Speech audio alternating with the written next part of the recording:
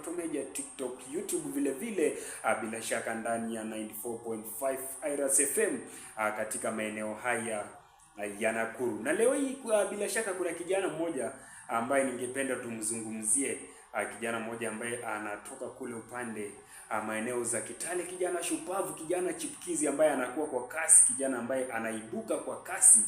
Bila shaka atakuja kutesa siku zijazo hapo. Anafahamika kama Tano Njenje pale kwenye mitandao zake za kijamii.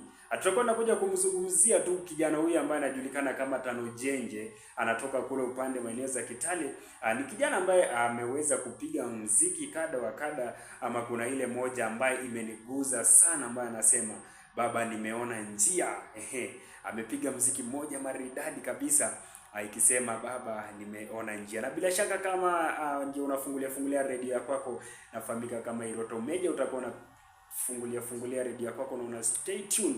Tutakuwa tunaweza kuzungumza, alafu tutakuwa tunaona mambo inakuwa namna gani. In the meantime, unaweza pia kupita kwenye mitandao yake ya kijamii, Facebook, TikTok, YouTube, Instagram, popote kule, bora ni kwenye mitandao ya kijamii utakuwa unampata @Tano Njenje. Utakuwa unaweza kufungua unapiga subscribe ya kwako, una share, una like, alafu mambo inakuwa shwari kabisa. In the meantime, ndani ya mjengo Tano Njenje nimeona njia baba itakuwa inatupa burudani ndani ya mjengo, au sio?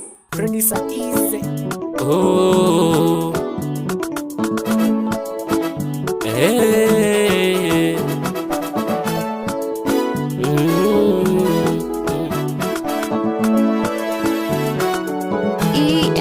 Records.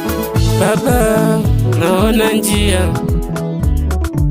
baba ninaona njia, ninaona njia, ninaona njia, ninaona njia, ninaona njia, ninaona njia.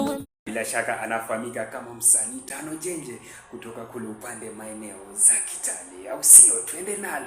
Ninaona njia, ninaona njia, wema wako mfanya naona njia, ninaona njia, ninaona njia.